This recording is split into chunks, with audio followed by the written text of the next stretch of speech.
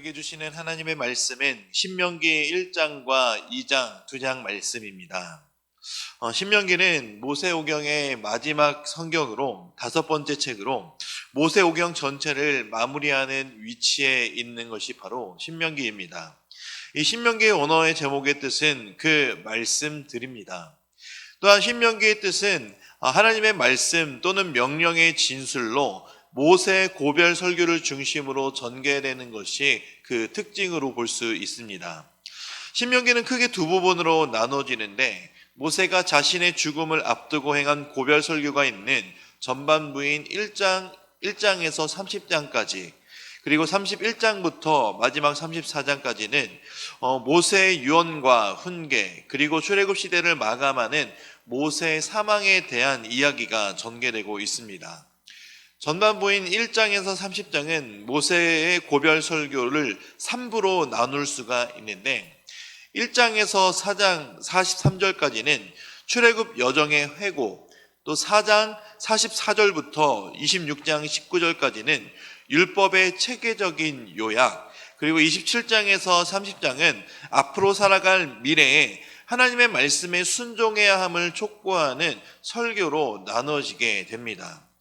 이러한 3부의 설교 내용들은 그 기본 내용들이 각각 다르지만 하나님과 율법에 대한 순종을 촉구하는 특징을 공유하고 있는 공통점이 있다는 것이 특징입니다. 1장은 모세의 고별 설교 일부를 시작하는 부분으로 신명기 전체에 이어지는 고별 설교 전체의 머리말이기도 합니다. 1장 1절에서 3절은 모세의 고별 설교가 행해진 공간적, 시간적 배경을 제시하고 있습니다. 아라바 광야에서 출애굽한 지 40년 11월 1일에 선포되었던 말씀이 바로 이것임을 알 수가 있습니다.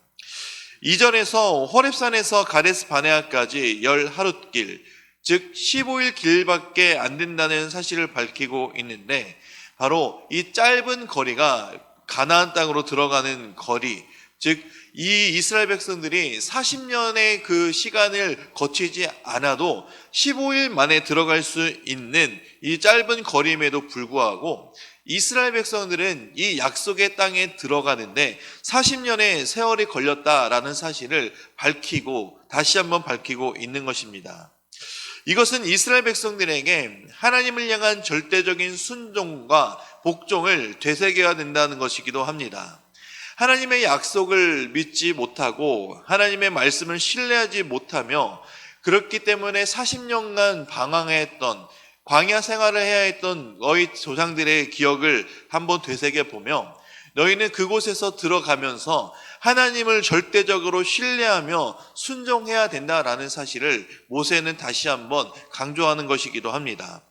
그래서 출애굽 1세대가 불순종과 원망으로 약속의 땅에 들어가지 못하게 됨을 기억하며 이제 너희들이 들어가야 될 가나안 땅에서는 조상들처럼 하지 말고 하나님을 향한 전적인 복종과 순종 그리고 절대적인 믿음을 가지고 그 땅을 주시는 하나님께 감사함으로 나아가야 되며 그 땅의 민족들을 이기게 하시는 하나님을 바라보라는 의도가 바로 이 시작 부분부터 있는 것입니다.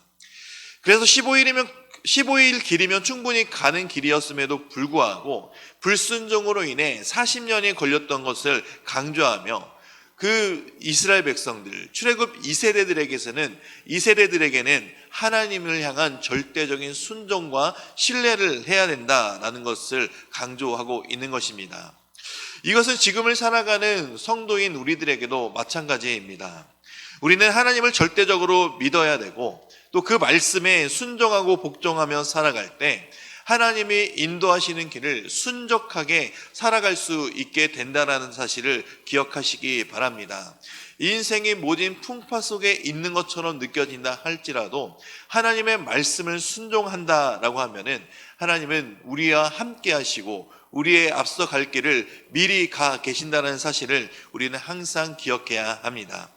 하나님을 믿고 의지한다면 40년과 같은 광야 생활이 아닌 순적하게 인도하시는 하나님을 바라볼 수 있게 된다는 사실을 늘 잊지 마시기 바랍니다. 2장입니다. 2장과 3장은 출애굽 2세대들이 요단 동편 지역을 통과하는 과정에서 일어난 일들을 기억하고 있는데, 특별히 2장에서는 세일 지역, 모압 지역, 암몬 지역, 헤스본 지역에 대한 일들을 기록하고 있습니다. 이 중에서 세일, 모압, 암몬 중 세일은 에서의 자손으로 이스라엘 자손들과 친족이었습니다. 또한 모압과 암몬은 아브라함의 조카 롯의 자손들이었기 때문에 하나님은 이 자손들의 기업은 하나님이 직접 그들의 자손들에게 주신 기업이기 때문에 이스라엘 백성들에게 주지 않겠다고 밝히 말씀하고 계십니다. 그리하여 그들이 그 땅을 지나갈 때 싸워서는 안 된다고 말씀하시며 돈으로 양식을 사서 먹고 물도 사서 마셔야 된다라고 말씀하고 있습니다. 무엇보다 에돔, 모압, 암몬 사람들은 호리족과 르바임족을 물리치고 허락된 땅을 차지하였던 것입니다. 그래서 이스라엘은 이 땅을 지날 때 공격하지 못하고 빼앗지 못하도록 하나님께서 미리 말씀해 두신 것입니다. 새 족속이 차지한 땅은 주변의 다른 지역들에 비해 풍요로운 곳임은 분명했습니다. 그러나 그 땅은 이스라엘이 아닌 새 자손에게 주신 하나님의 기업이었습니다. 여기서 우리는 다른 사람이 얻은 정당한 공로와 업적은 가로채지 않아야 된다라는 사실을 배울 수가 있습니다. 또한 약속의 땅은 이곳이 아닌 다른 곳이기 때문에 다른 사람의 것을 탐내거나 자기의 것으로 만들어서는 안 된다라는 것을 간접적으로 알려주고 계시는 것이기도 합니다. 우리는 오직 우리 자신들에게 허락된 것을 충실히 취하고 만족해야 함을 배워야 합니다. 주신 것에 감사하며 만족하는 삶, 그것이 바로 하나님께 감사하며 기뻐하며 자족하는 삶인 것을 기억하시기 바랍니다. 우리가 주신 것에 감사하지 못한다라고 하면은 우리 속에는 계속해서 욕망이 생기게 될 것입니다. 그 욕망으로 인해 탐욕과 탐심이 생기게 될 것입니다. 성경 말씀은 분명히 탐심은 우상숭배라고 말씀합니다. 그러니 우리는 우리에게 주신 그 하나님의 은혜에 감사하며 만족하며 살아갈 때 탐심과 같은 우상숭배를 하지 않고 오직 하나님이 주신 것에 감사함으로 살아갈 수 있게 된다는 사실을 늘 잊지 말고 언제나 주신 것에 만족하며 감사하며 사시기를 주님의 이름으로 축원드립니다. 이제 말씀을 듣겠습니다. 신명기 1장과 2장의 말씀을 경청하실 때 우리에게 주시는 하나님의 음성을 들으시기 바랍니다.